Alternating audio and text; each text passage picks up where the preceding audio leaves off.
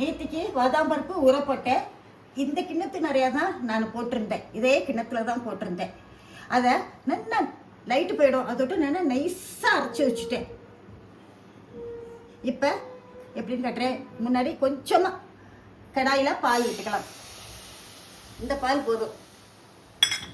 இப்போ இந்த பாதாம் பருப்பு அதில் போட்டுக்கிறேன். அரைச்ச விழுது.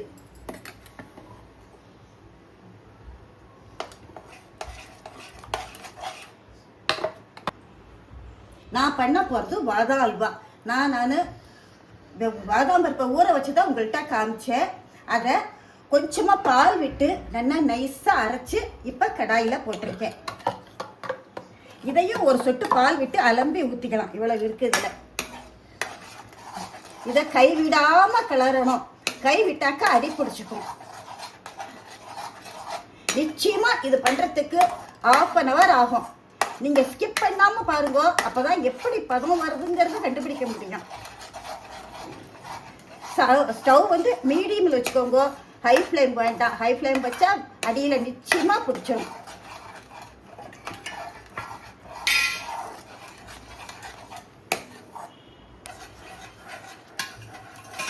இது இப்படி கிண்டிகிட்டே இருக்கணும். இதுக்கு கலர் வந்து கம்பல்சரி குங்குமப்பூ தான். பாலில் என்னன்னா கரைச்சும் அப்படியே வச்சுக்கலாம், இல்லை அப்படியேவும் குங்குமப்பூவை போடலாம், தப்பே இல்லை. இது நல்லா கொஞ்சம் கெட்டி ஆனதுக்கு அப்புறமா தான் இந்த குங்குமப்பூ போடணும். எவ்வளவு அரைச்ச விழுது வந்திருக்கோ அதே மெஷர்மெண்ட்டு தான் சர்க்கரை.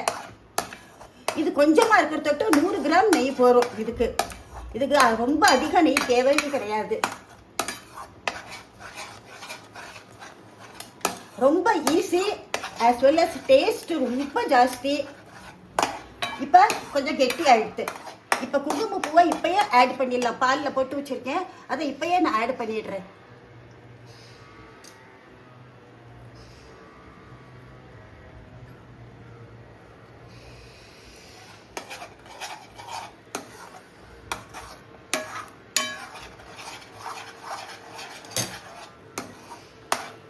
கரெக்டாக 1/2 hour உங்களுக்கு ஆகும். பொறுமையாக சிம்மில் வச்சுக்கிட்டு பண்ணுங்க. இல்லைனாக்கா உங்களுக்கு அடி கனமான பாத்திரமா இருக்கட்டும், இல்லைன்னா அடியில் பிடிச்சிக்கும். பெரிய பாத்திரத்தில் கடாயில் பண்ணலனாக்கா அடியில் பிடிச்சிக்கும்.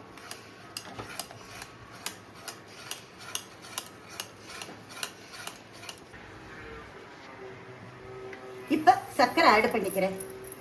கெட்டியாக எடுத்துன்னா சர்க்கரையை ஆட் பண்ணிடுறேன்.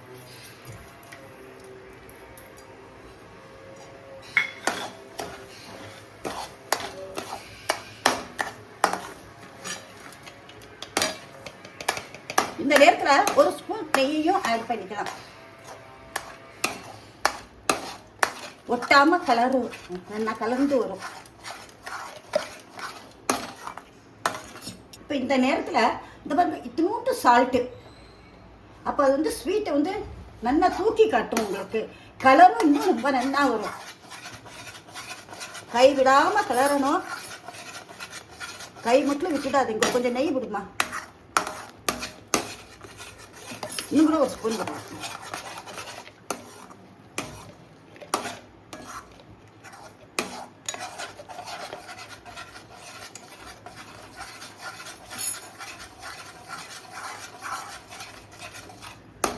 கரெக்டாக 1/2 hour பாதாம் அல்வாக்கு. நீங்கள் 100 கிராம் வாங்கிட்டேன்னாக்க பாதாம், அதே 100 கிராம் சர்க்கரை, 75 கிராம் நெய் வரும்.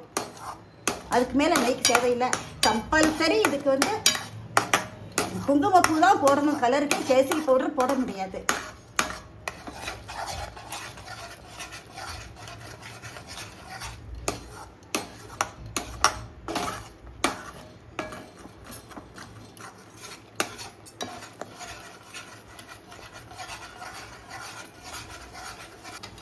பாருங்க, ஆயிடுத்து அல்வா. நான் கொஞ்சமாக பண்ணியிருக்கிற தொட்டும் ரொம்ப சீக்கிரம் ஆகிடுது.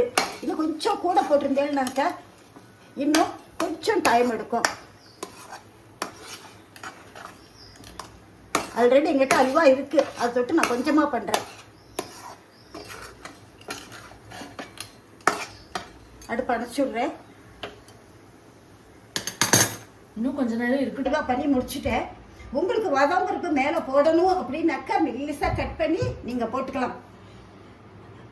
பாருங்க, பாதாம் அல்வா ரெடி ஆயிடுத்து. சாப்பிட்டு பார்த்துட்டு நீங்களும் அதே மாதிரி பண்ணி பாருங்க. கமெண்ட்ஸில் போடுங்க எப்படி இருக்குன்னு சொல்லிட்டுன்னு.